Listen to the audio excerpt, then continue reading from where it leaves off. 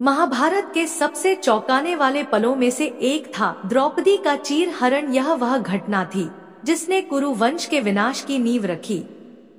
जब पांडव जुए में अपना सब कुछ हार गए तो दुर्योधन ने छल से द्रौपदी को भी दांव पर लगवा दिया। जैसे ही शकुनी ने छल से पांडवों को हराया, द्रौपदी को बलपूर्वक सभा में खींच लाया गया। दुशासन ने उसका वस्त्र हरने की कोशिश की, लेकिन तभी कुछ ऐसा हुआ जो सबको चौंका देने वाला था। द्रौपदी ने श्री कृष्ण को पुकारा और उन्होंने अपनी दिव्य शक्ति से द्रौपदी के वस्त्र को अनंत बना दिया। दुशासन खींचता रहा लेकिन वस्त्र खत्म ही नहीं हुआ। पूरे दरबार में यह दृश्य देखकर सब अचंभित रह गए। यह घटना केवल चमत्कार नहीं थी, बल्कि यह दर्शाती थी कि अधर्म के खिलाफ ईश्वर हमेशा अपने भक्तों की रक्षा करते हैं। कर्ण, जो कि महाभारत के सबसे महान योद्धाओं में से एक था, उसे जीवन भर अपमान सहना पड़ा, लेकिन सबसे चौंकाने वाला पल तब आया जब उसे उसके सबसे कठिन समय में सबसे बड़ा धोखा मिला। युद्ध के दौरान जब कर्ण और अर्जुन का घमासान युद्ध चल रहा था, तभी कर्ण का रथ धरती में धंस गया। कर्ण पूरी ताकत से उसे निकालने की कोशिश कर रहा था। तभी उसने युद्ध के नियमों का हवाला देकर अर्जुन से कहा, जब तक मैं इसे ठीक नहीं कर लेता तब तक मुझ पर वार करना अधर्म होगा। लेकिन तभी श्री कृष्ण ने अर्जुन को याद दिलाया, जब अभिमन्यु को नियम तोड़कर मारा गया था तब कौन सा धर्म निभाया गया था। यह सुनते ही अर्जुन ने कर्ण पर तीरों की वर्षा कर दी और वह वीर गति को प्राप्त हो गया।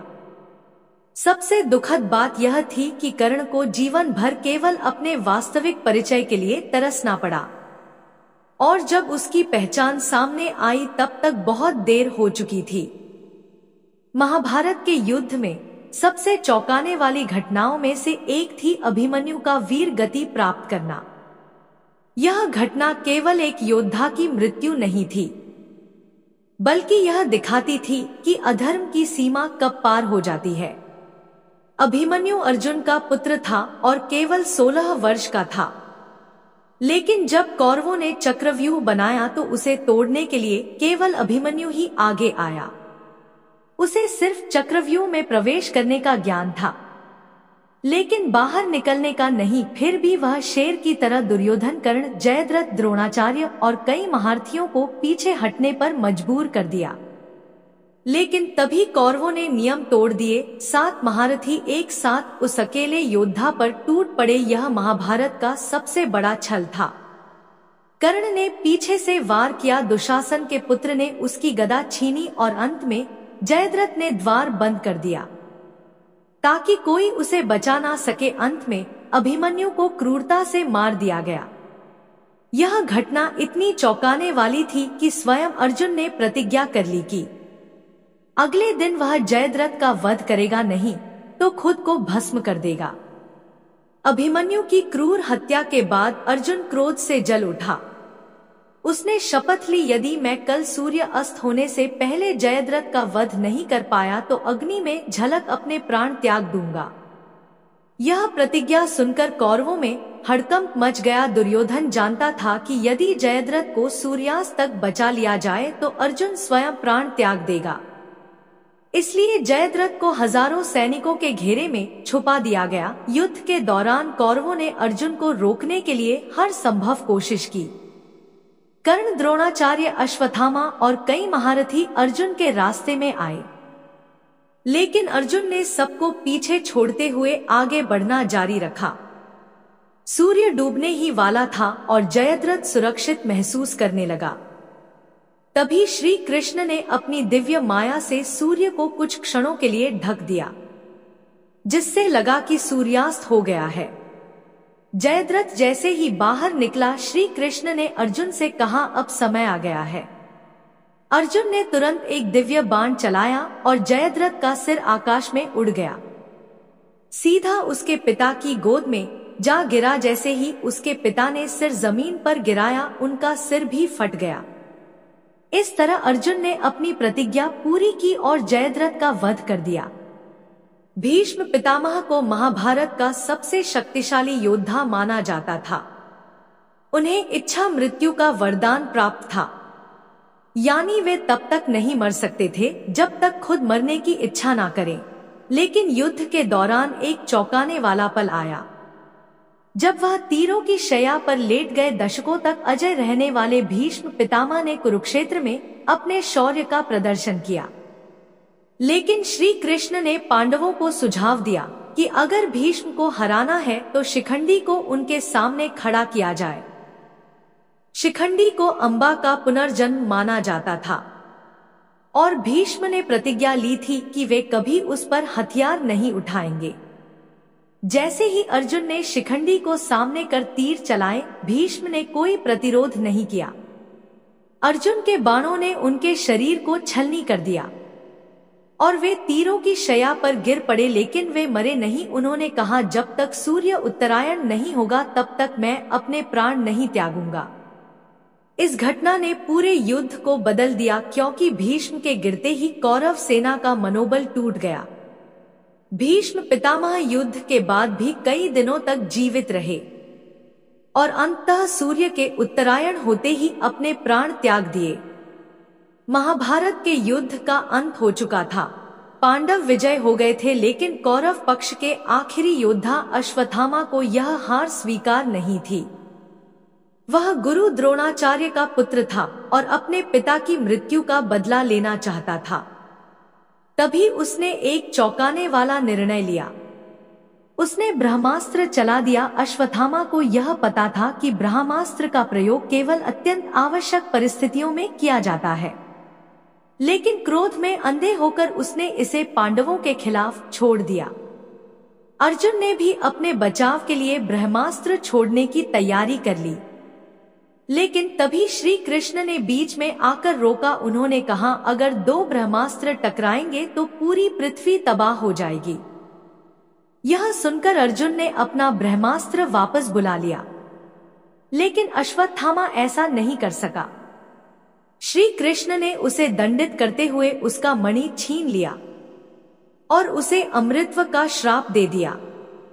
आज भी कहा जाता है कि अश्वत्थामा धरती पर भटक रहा है, अपनी अमृत का बोझ उठाए हुए। यह महाभारत का सबसे रहस्यमय और चौंकाने वाला पल था, जिसने सभी को स्तब्ध कर दिया। महाभारत के युद्ध में जब कौरवों की पूरी सेना नष्ट हो गई तो केवल दुर्योधन ही बचा था। उसने खुद को एक झील में छिपा लिया, लेकिन पांडवों ने उसे ढूंढ निकाला। अब अंतिम युद्ध होना था भीम और दुर्योधन के बीच गदा युद्ध। दुर्योधन गदा युद्ध में महान योद्धा था और उसने बलराम से यह कला सीखी थी। युद्ध शुरू होते ही दोनों के बीच भीषण टकराव हुआ। दुर्योधन की शक्ति देखकर पांडव भी घबरा गए। वह भीम पर भारी पड़ रहा था। तभी श्री कृष्ण ने भीम को इशारा किया और याद दिलाया कि दुर्योधन ने द्रौपदी का अपमान करते समय अपनी जंघा पर हाथ मारा था। यह भीम के लिए संकेत था। जैसे ही दुर्योधन वार करने आया, भीम ने नियम तोड़कर उसकी जंघा पर जोरदार प्रहार किया। इस प्रहार से दुर्योधन की जंघा टूट गई और वह धरती पर गिर पड़ा। यह दृश्य इतना चौंकाने वाला था कि बलराम स्वयं क्रोधित हो गए, क्योंकि यह गदा युद्ध के नियमों के खिलाफ था। लेकिन श्री कृष्ण ने उन्हें शांत कराते हुए कहा, यह युद्ध अधर्म के खिलाफ धर्म की जीत है। दुर्योधन घायल होकर भूमि पर पड़ा रहा और यही उसकी हार का अंतिम पल था। महाभारत का युद्ध समाप्त हो चुका था। पांडव जीत गए थे, लेकिन कुरुवंश पूरी तरह नष्ट हो चुका था। अपने 100 पुत्रों की मृत्यु से आहत गांधारी अत्यंत दुखी थी। उन्होंने सोचा था कि श्री कृष्ण इस विनाश को रोक सकते थे, लेकिन उन्होंने कुछ नहीं किया। इसी क्रोध और शोक में उन्होंने श्री कृष्ण को चौंकाने वाला श्राप दे दिया। गांधारी ने कहा, हे कृष्ण, तुमने इस युद्ध को रोकने के लिए कुछ नहीं किया। जिस प्रकार मेरे पुत्रों का नाश हुआ, उसी प्रकार तुम्हारे यादव वंश का भी नाश होगा। तुम स्वयं अपने मृत्यु का कारण बनोगे और तुम्हारी मृत्यु भी साधारण होगी। श्री कृष्ण मुस्कुराए और बोले, माता, मैं जानता हूँ कि जो होना है वह होकर रहेगा। आपने जो कहा वह सत्य होगा। कुछ वर्षों बाद गांधारी का यह श्राप सच हुआ। श्री कृष्ण के यादव आपस में लड़कर नष्ट हो गए और स्वयं श्री कृष्ण को एक शिकारी ने साधारण मनुष्य समझकर तीर मार दिया। गांधारी का यह श्राप महाभारत का सबसे चौंकाने वाला पल था, क्योंकि यह खाता था कि अधर्म के नाश के बाद भी विनाश की छाया धर्म पर भी पड़ सकती है। गांधारी के श्राप के अनुसार श्री कृष्ण के यादव वंश का नाश हो गया। एक दिन श्री कृष्ण द्वारका के जंगलों में विश्राम कर रहे थे। वह एक वृक्ष के नीचे ध्यान में लीन थे। तभी जारा नामक एक शिकारी ने दूर से उनके पैर को हिरण समझकर तीर चला दिया।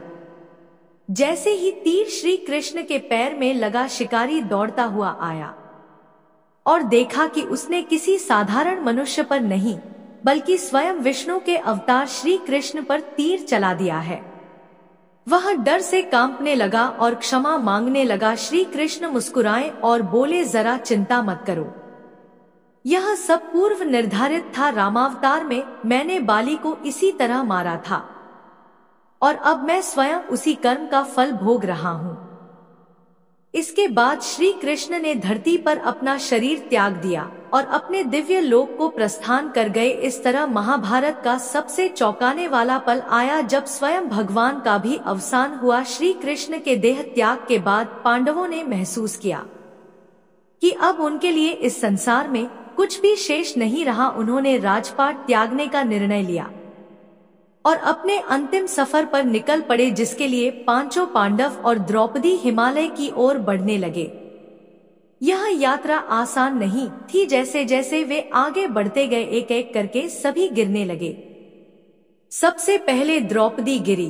भीम ने युधिष्ठिर से पूछा, भैया द्रौपदी क्यों गिर गई? युधिष्ठिर ने उत्तर दिया, उसने अर्जुन को सबसे अधिक प्रेम किया था, बाकी हमसे कम। इसके बाद सहदेव, फिर नकुल, फिर अर्जुन और अंत में भीम भी गिर पड़े। हर बार युधिष्ठिर ने यही कहा कि यह सब अपने किसी ना किसी दोष के कारण स्वर्ग तक नहीं पहुंच सके। अब केवल युधिष्ठिर बचे थे। तभी एक कुत्ता उनके साथ चलने लगा। जब युधिष्ठिर स्वर्ग के द्वार पर पहुंचे तो उन्हें कहा गया कि वे इसको छोड़ दें, क्योंकि स्वर्ग में उसके लिए कोई स्थान नहीं है। लेकिन युधिष्ठिर ने मना कर दिया और कहा, यह मेरे साथ आया है, इसे छोड़कर मैं स्वर्ग में प्रवेश नहीं कर सकता। तभी वह कुत्ता स्वयं धर्मराज यमराज में बदल गया और बोले, युधिष्ठिर तुमने सबसे कठिन परीक्षा पास कर ली है। अब तुम बिना मृत्यु का अनुभव किए स्वर्ग जा सकते हो। इस तरह युधिष्ठिर ही एकमात्र ऐसे इंसान बने जो अपने शरीर के साथ स्वर्ग में प्रवेश कर सके।